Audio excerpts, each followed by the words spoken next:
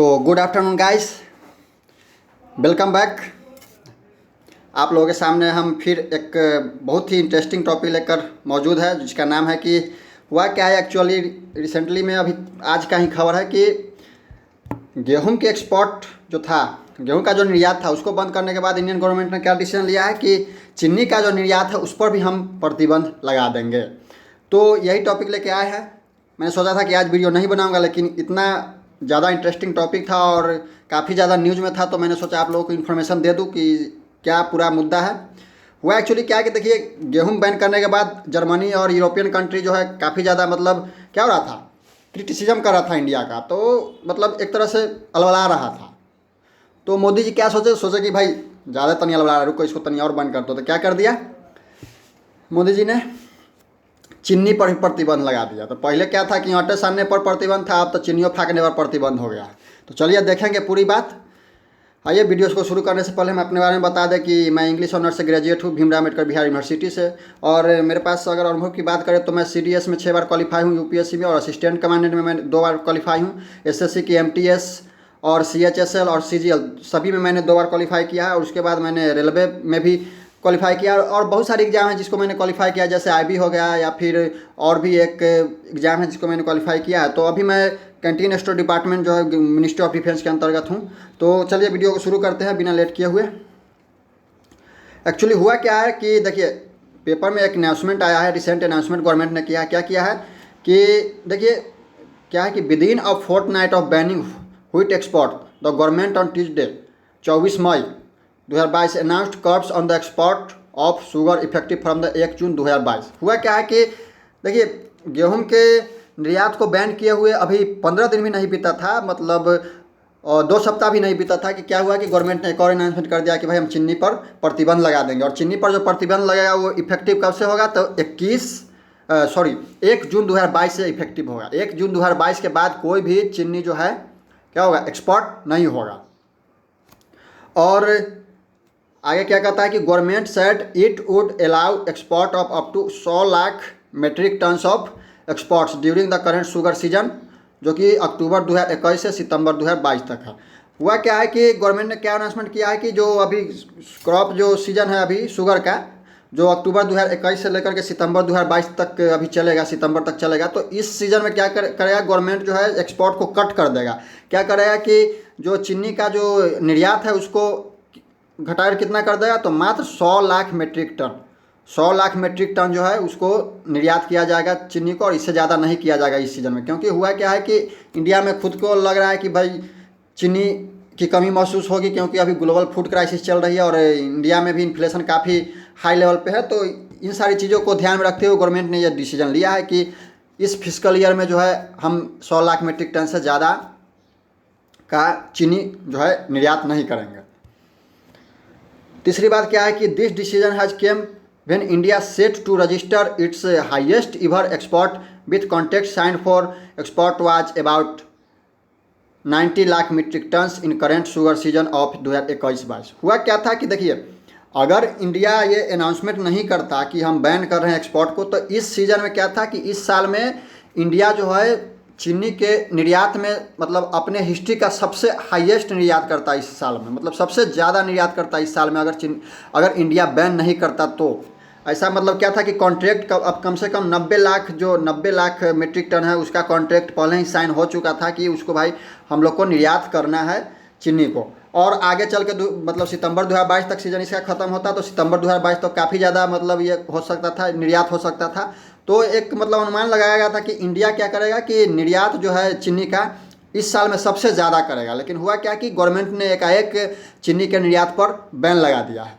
तो moving the raw refined and white sugar to restricted list from free export purposes or notification by the Director General of Foreign Trade said with effect from June 2022 or until further order, export of sugar is allowed only with a specific permission from the Directorate of Sugar, Department of Food and Public Distribution।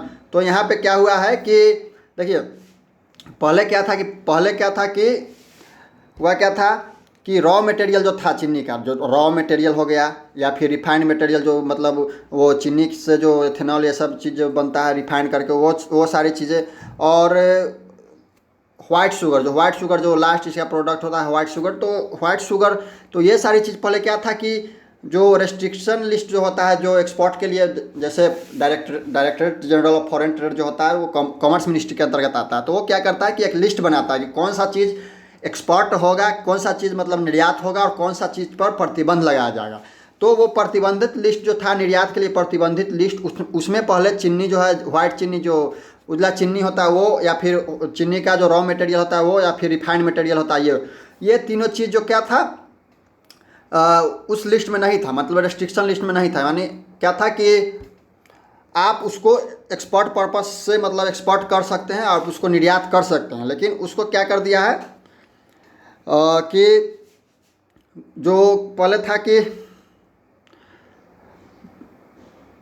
देखिए एक list होता है तो उसमें क्या था कि पहले आप निर्यात कर सकते थे, फिर कोई भी दिक्कत नहीं था, लेकिन अब क्या हुआ है कि गवर्नमेंट ने इसको बैन कर दिया कि भाई नहीं, इस पर अब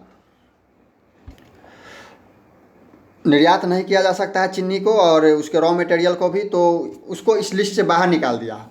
और एक बात कही है director general of foreign trade ने, क्या कहा है कि कोई भी अगर निर्यात होता है चीनी का तो वो निर्यात होगा एक स्पेसिफिक परमिशन का, यानी इसके लिए आपको परमिशन लेना पड़ेगा। किससे परमिशन लेना पड़ेगा? तो परमिशन आपको लेना पड़ेगा department of food and public distribution से, और उसके अंतर्गत में क्या आती है, उसके अंतर्गत में एक आती है डायरेक्टरेट ऑफ शुगर, तो वहाँ से आपको परमिशन लेना होगा। अब जो भी आप चीनी का अगर निर्यात करना चाहते हैं तो वहाँ से आपको परमिशन लेना होगा, बिना परमिशन के आप निर्यात नहीं कर सकते हैं। तो यही था मुद्दा। तो आगे देखेंगे कि इसका क्या क्या इम्पैक्ट होगा ग्लोबल लेवल पर और इंडिया का डिसीजन कितना सही है इस बारे में। तो चलिए आगे देखते हैं कि हाँ, एक और अनाउंसमेंट गवर्नमेंट ने किया है अभी आज ही। वो अनाउंसमेंट क्या है कि government allowed duty free import of 20 lakh metric tons of crude soyabean oil and crude sunflower oil year for the financial year 2022-23 and 2024-23-24। तो हुआ क्या है कि देखिए हम बताते हैं। ड्यूटी फ्री इम्पोर्ट, देखिए कोई भी चीज़ हम अगर आयात करते हैं, जैसे निर्यात करते हैं तो वैसे भी हम लोग आयात भी करते हैं, तो आयात अगर करते हैं कोई भी चीज़ तो उस पर एक ड्यूटी लगता है, उस पर एक कस्टम ड्यूटी जो होता है वो लगता है। तो गवर्नमेंट ने क्या किया है कि जो भी आयात करने वाले जो बिजनेसमैन हैं उन पर क्या किया है कि वो जो है आयात शुल्क जो था उसको हटा दिया, मतलब पूरा ड्यूटी फ्री कर दिया है कि भाई आप मंगवा लीजिए। किस चीज़ के लिए? तो 20 lakh ton of soyabean oil जो हम लोग रिफाइंड ऑयल जो खाते हैं, जैसे फॉर्चून का ऑयल हो गया तो वो सोयाबीन ऑयल है, तो उसके आयात के लिए मतलब ड्यूटी फ्री कर दिया कि भाई आयात करवा लो उसका। और फिर सूरजमुखी का जो तेल आता है, सूरजमुखी के बीज से भी तेल बनता है, तो उसके आयात के लिए भी गवर्नमेंट ने क्या किया है कि ड्यूटी फ्री कर दिया, मतलब उस पर से टैक्स हटा दिया है कि बिना टैक्स के आप जितना हो सके आयात कर लो। 20 लाख मीट्रिक टन्स का जो टारगेट है वो आयात कर लो।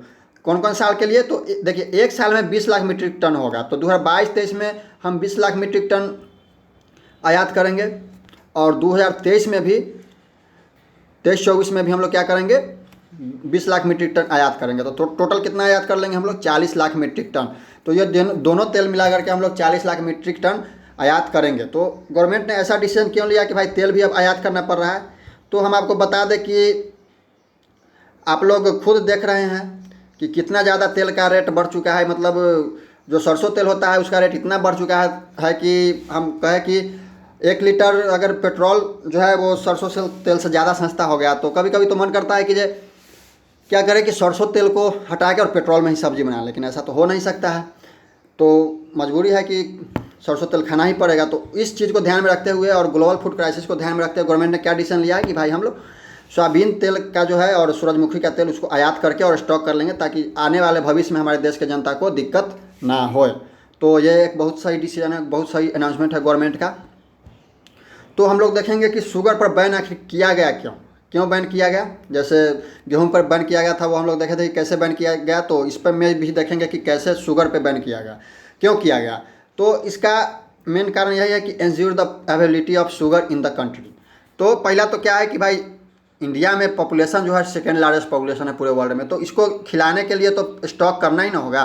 तो हुआ क्या कि अगर ज़्यादा हम एक्सपोर्ट कर देंगे तो निर्यात कर देंगे तो हुआ कि देश में कमी हो जाएगी चीनी की। तो इसी चीज़ को ध्यान में रखते हुए कि देश में चीनी की उपलब्धता बनी रहे, इसीलिए गवर्नमेंट ने ये डिसीजन लिया है कि भाई एक्सपोर्ट को हम लोग बैन कर देंगे, कम कर देंगे। तो और दूसरी बात क्या है कि इंडिया में आप लोग देख रहे हैं कि जो महंगाई है कितनी ऊंचाई पर चढ़ गई है। तो इसको कम करने के लिए गवर्नमेंट ने क्या किया है कि डोमेस्टिक मार्केट में चीनी के उपलब्धता को सुनिश्चित करने के लिए क्या किया है कि एक्सपोर्ट को बैन कर दिया। देखिए होता क्या है कि जब आप ज़्यादा एक्सपोर्ट करने लगते हैं तो डोमेस्टिक मार्केट में क्या होता है कि चीनी चाहे कोई भी वस्तु जो है कम हो जाता है। जब कम हो जाता है तो उसका डिमांड ज़्यादा होने लगता है, डिमांड ज़्यादा होने लगता है तो महंगाई ज़्यादा होने लगता है, लोग मतलब मनचाहा प्राइस देने लगते हैं। तो उससे क्या होता है कि गरीब लोग तो प्राइस पे नहीं कर पाते हैं, लेकिन अमीर लोग जितना ज़्यादा पैसा हो सके दे के वो चीज़ खरीद लेते हैं। तो इस चीज़ को कम करने के लिए गवर्नमेंट ने ये डिसीजन लिया है। जैसा कि आप लोग को पता होगा कि जो CPI होता है, CPI जिसको हम लोग कंज्यूमर प्राइस इंडेक्स बोलते हैं, तो कंज्यूमर प्राइस इंडेक्स जिसको रिटेल इन्फ्लेशन भी बोलता है, जैसे खुदरा महंगाई जिसको बोलते हैं ना, खुदरा महंगाई, जैसे तेल उल हम लोग खरीदते हैं तो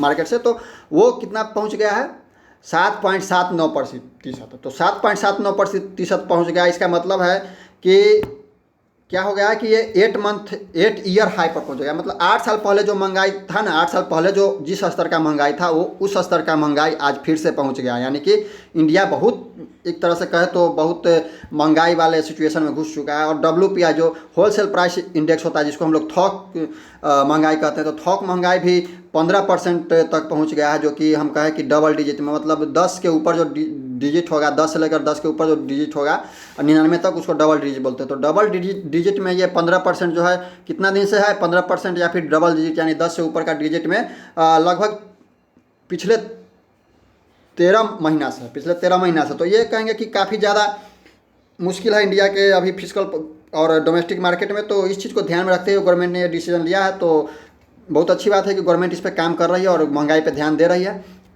तो इसका इम्पैक्ट क्या होगा? इसका इम्पैक्ट एक्चुअली होगा, देखिए हम बताते हैं आपको इसका इम्पैक्ट कैसे पड़ेगा। तो India is the biggest producer of sugar.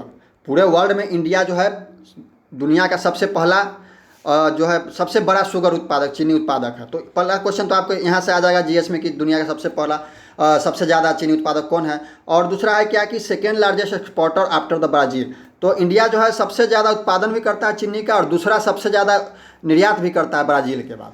तो ब्राज़ील के बाद दूसरा सबसे ज़्यादा निर्यात करता है। तो जब दूसरा सबसे ज़्यादा निर्यात करने वाला कंट्री अगर उस पर बैन लगाता है तो कुछ ना कुछ तो इफेक्ट पड़ेगा ही ग्लोबल मार्केट पे। तो उस चीज़ को हम लोग देखेंगे कि इसका इम्पैक्ट क्या पड़ेगा। तो देखिए obviously the export ban from India will affect the whole world, and there is a high chances that the prices of the sugar may go at higher level at global market in coming days। ऐसा क्यों है? क्योंकि India second largest exporter है। तो जब India की तरफ से बैन हो गया है तो क्या होगा कि एक अफरा तफरी फिर से मच जाएगी ग्लोबल मार्केट में, और क्या होगा कि चीनी का प्राइस फिर से एकदम हाइट पे चला जाएगा थोड़ा सा। और एक ग्लोबल फूड क्राइसिस में हम कहेंगे कि ये एक क्या करेगा, आग में घी डालने का काम करेगा। एक तो मतलब अभी बहुत सारे सिचुएशन है ही जिससे लोग भूखे मर रहे हैं और भूख की तरफ जाने के कगार पे है। और उससे क्या होगा कि ये सब बैन करने से और क्या होगा कि फूड क्राइसिस को और बढ़ावा मिलेगा और ज़्यादा फूड क्राइसिस हो जाएगी। तो ये इम्पैक्ट पड़ने वाला है, ग्लोबल इम्पैक्ट जो आएगा अभी कुछ दिनों में देखने को मिलेगा, आप लोग देखिएगा। तो चलिए आगे देखते हैं कि क्या इंडिया का डिसीजन सही है। तो हम कहेंगे देखिए इंडिया का डिसीजन बिल्कुल सही है, क्योंकि देखिए होता क्या है कि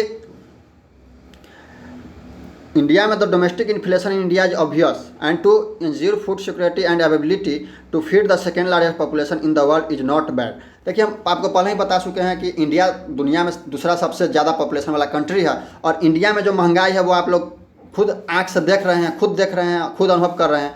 तो अगर इंडिया अपने जनता के सिक्योरिटी के भलाई के लिए और अपने जो डोमेस्टिक मार्केट है उसमें चीनी की उपलब्धता को सुनिश्चित करने के लिए कदम अगर उठा रही है तो ये गलत नहीं है, क्योंकि any country at global level taking decision considering their best interest. कोई भी कंट्री हो तो ऐसा नहीं है कि वो खुद मर जाएगा और दूसरा को बचा लेगा। पहले कोई भी कंट्री क्या करता है कि पहले अपना बेस्ट इंटरेस्ट देखता है, पहले अपना इंटरेस्ट देखता है कि हम भाई सेफ है कि नहीं, पहले अपना सेफ्टी खोल लेता है, उसके बाद जा करके दूसरे कंट्री को हेल्प करता है। तो इंडिया भी वही काम कर रहा है कि पहले अपना सेफ्टी देख रहा है कि अपने जनता को खिलाने के लिए जब फिर से बच जाएगा तो फिर से हम उसको चालू कर देंगे एक्सपोर्ट को, तो निर्यात को। तो it is said that there is no permanent friend और no enemy international relation but the permanent interest. हम आपको इससे पिछले वाला वीडियो में भी बताए थे, गेहूँ वाला वीडियो में, कि देखिए कोई भी इंटरनेशनल रिलेशन हो तो वो परमानेंट नहीं होता है। कभी दोस्ती होती है, कभी दुश्मनी होती है, लेकिन उससे क्या होता है कि परमानेंट क्या होता है, इंटरेस्ट जो है आदमी का परमानेंट होता है। तो कोई भी कंट्री कोई भी डिसीजन लेगी तो अपने इंटरेस्ट को ध्यान में रख कर ही लेगी।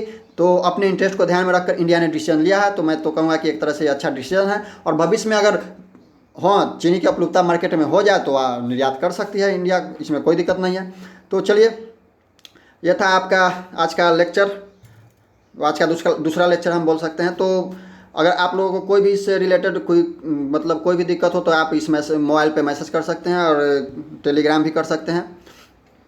करना क्या है कि आप लोगों को टेलीग्राम से जुड़ जाइए, फेसबुक से जुड़ जाइए और इंस्टाग्राम से भी जुड़ जाइए, ताकि आप लोगों को जो भी मटेरियल जो भी स्लाइड बनता है उसको ये मैं टेलीग्राम में डेली रख देता हूँ और कभी कभी फेसबुक पेज पर भी डाल देता हूँ। तो आप लोग वहाँ से इसको ले लीजिएगा और अपने आंसर राइटिंग में एनहांसमेंट कीजिएगा, ताकि अच्छा से अच्छा आंसर राइटिंग बन सके और 2 से 4 मार्क्स आप लोगों का हर एक आंसर में बढ़ सके।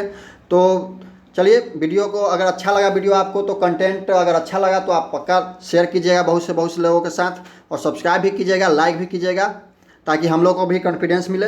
क्योंकि हम लोग आप लोगों के साथ ये सारी चीज़ें शेयर इसलिए करते हैं कि देखिए, इससे होगा क्या कि आप लोगों का भी नॉलेज बढ़ेगा, और जो लोग जो प्रैक्टिस नहीं करते हैं और जो गांव के लोग भी जो है जो मतलब इंटरनेशनल और नेशनल मुद्दा को नहीं जानते हैं, वो भी क्या करेंगे कि इस चीज़ों को जानेंगे। तो ज़रूर शेयर कीजिएगा, because we are here to help you, and thank you so much, best of luck.